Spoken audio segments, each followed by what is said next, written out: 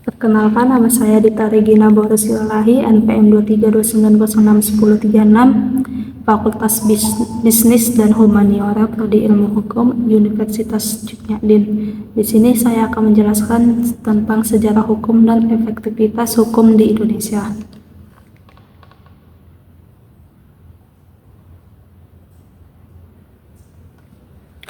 Sejarah hukum Indonesia sebelum masa penjajahan. Sebelum memasuki era kolonial, Indonesia memiliki sejarah hukum yang kaya dan kompleks berdasarkan beragam adat istiadat, agama, dan sistem hukum kerajaan yang tergambar di seluruh wilayah Nusantara. Hal ini mencerminkan keberagaman budaya, etnis, atau suku dan agama yang ada di wilayah tersebut. Namun, perlu diketahui bahwa dokumen tertulis mengenai sejarah hukum Indonesia pra-kolonial seringkali terbatas dan diambil dari berbagai sumber, termasuk dokumen sejarah, penelitian, arkeologi, dan literatur klasik. Sistem hukum adat merupakan landasan hukum utama di mayoritas masyarakat Indonesia pada pra-kolonial. Hal ini merupakan kumpulan kebiasaan, adat istiadat yang diwariskan secara turun-temurun dalam suatu masyarakat. Setiap suku atau suku bangsa mempunyai hukum adat tersendiri yang mengatur hubungan sosial, ekonomi, politik, dan agama di dalamnya. Agama juga berperan penting dalam menentukan sistem hukum di berbagai wilayah Indonesia. Di daerah yang mayoritas penduduknya beragama Islam, hukum Islam diterapkan pada berbagai aspek kehidupan seperti perkawinan, warisan, dan peradilan pidana. Hal yang sama juga berlaku di wilayah yang mayoritas penduduknya beragama Hindu, Buddha, atau Kristen, di mana hukum agama merupakan bagian integral dari sistem hukum setempat. Di beberapa daerah terdapat kerajaan-kerajaan kuno dengan sistem hukumnya sendiri. Kerajaan seperti Majapahit, Sriwijaya, dan Mataram telah menulis kode hukum dan sistem peradilan yang terorganisir. Hukum kerajaan ini mencakup berbagai aspek kehidupan seperti pajak, perdagangan, dan hukum pidana. Pada masa kerajaan di Indonesia, terdapat berbagai peraturan perundang-undangan yang diberlakukan oleh pemerintah kerajaan untuk mengatur kehidupan masyarakat. Berikut contoh hukum pada masa kerajaan di Indonesia. 1. Contoh hukum pada masa kerajaan Mataram. Contoh hukum pada masa pemerintahan Mataram adalah hukum Kanjeng Ratu Kidul. Undang-undang ini merupakan serangkaian peraturan yang dikeluarkan oleh Raja-Raja Mataram yang memerintah wilayah Jawa Tengah. Undang-undang ini mengatur berbagai aspek kehidupan masyarakat, antara lain kewajiban memberi penghormatan kepada raja, pembagian tanah, dan penerapan hukum dalam perkara pidana. 2. Contoh hukum pada masa kerajaan Majapahit. Kerajaan Majapahit juga mempunyai berbagai hukum yang diberlakukan di wilayahnya. Contoh hukum yang terkenal adalah hukum agama Raja Patnih yang ditetapkan oleh Ratu Tribhuwana Tunggadewi pada abad ke-14 Masehi.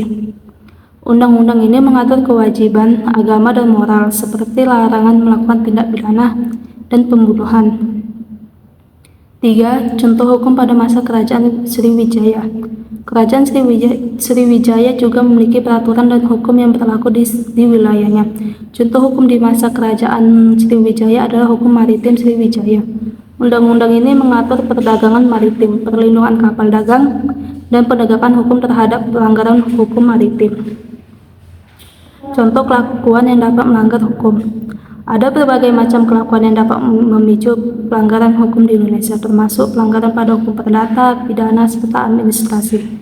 Berikut penjelasannya. 1. Korupsi. Hal ini merupakan suatu pelanggaran yang sangat serius di Indonesia. Praktik korupsi mencakup penyalahgunaan kekuasaan atau jabatan untuk memperoleh keuntungan pribadi yang tidak sah. Contoh korupsi antara lain adalah suap, penyuapan, pencungkilan harga proyek, dan penyelewengan dana. 2. Narkotika. Penyalahgunaan dan peredaran narkoba juga merupakan kejahatan serius di Indonesia. Undang-Undang Nomor 35 Tahun 2009 tentang narkotika mengatur tentang penyalahgunaan, peredaran, dan perdagangan narkotika.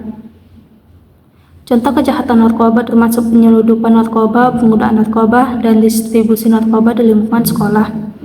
3. Pelanggaran HAM. Melanggar hak asasi manusia juga merupakan perilaku ilegal di Indonesia.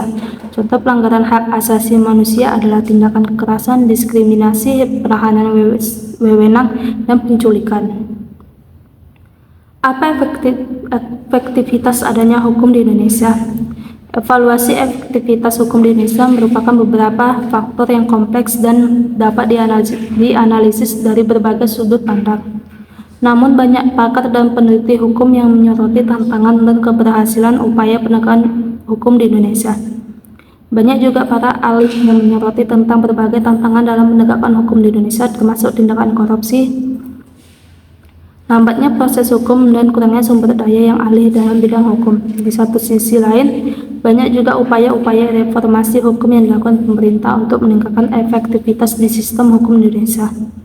Selain reformasi hukum, Indonesia juga ikut adil dalam menegakkan hukum terhadap tindak kejahatan transnasional seperti perdagangan narkoba, perdagangan manusia, dan money laundering.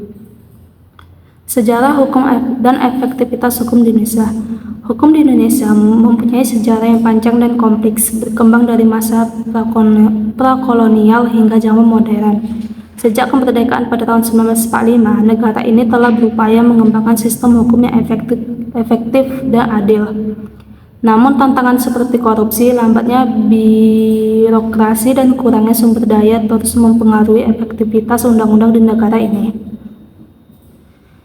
Sebelum masa penjajahan, Indonesia mempunyai sistem hukum yang berbeda-beda berdasarkan adat dan agama. Setiap daerah mempunyai tradisi hukumnya masing-masing yang mencerminkan keragaman budaya dan kepercayaan di seluruh Nusantara. Namun, masuknya hukum Belanda pada abad ke-17 membawa perubahan signifikan dalam sistem hukum Indonesia. Pada masa penjajahan Belanda, diperkenalkan hukum kolonial yang didasarkan pada hukum perdata Eropa. Hal ini mencakup berbagai peraturan undang-undang dan lembaga hukum yang mempengaruhi struktur hukum di Indonesia hingga saat ini. Setelah kemerdekaan pada tahun 1945, Indonesia mulai mengembangkan sistem hukum nasional yang memasukkan unsur-unsur dari berbagai tradisi hukum, termasuk hukum adat dan hukum Islam. Meskipun banyak kemajuan telah dicapai dalam pengembangan sistem hukum Indonesia, efektivitas sistem hukum tersebut masih menjadi perhatian besar. Salah satu tantangan utamanya adalah korupsi. Dalam sistem hukum itu sendiri, korupsi tidak hanya merusak kepercayaan publik terhadap institusi hukum, namun juga menghambat penegakan hukum yang adil dan efektif. Selain itu, lambatnya birokrasi dan rumitnya proses hukum seringkali menjadi kendala bagi masyarakat dalam mencari keadilan. Keterbatasan sumber daya, baik dari segi personel maupun keuangan, juga mempengaruhi kemampuan sistem hukum dalam memberikan perlindungan dan memadai kepada seluruh warga negara. Namun, sejumlah langkah telah diambil untuk meningkatkan efektivitas hukum di Indonesia, reformasi peradilan, transparansi yang lebih besar, dan penegakan hukum anti korupsi yang lebih ketat adalah beberapa upaya yang dilakukan untuk memperbaiki sistem hukum negara. Tujuan memahami sejarah hukum. Memahami sejarah hukum merupakan hal mendasar untuk memahami bagaimana sistem hukum saat ini dibentuk dan dikembangkan. Tanpa pemahaman yang kuat tentang sejarahnya, sulit untuk memahami landasan filosofis, prinsip, dan nilai mendasari sistem hukum kita saat ini. Diharapkan dengan mempelajari sejarah hukum tanpa bergantung pada sumber yang ada di internet, kita dapat mengembangkan keterampilan berpikir kritis yang lebih baik. Hal ini mencakup kemampuan menganalisis berbagai sumber, mengidentifikasi berbagai sudut pandang, dan menghubungkan informasi yang tersebar menjadi gambaran yang lebih lengkap.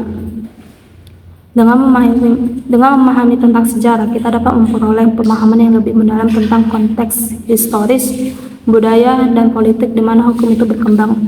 Hal ini dapat memberikan pemahaman kita terhadap efek dari perkembangan hukum yang ada di masyarakat.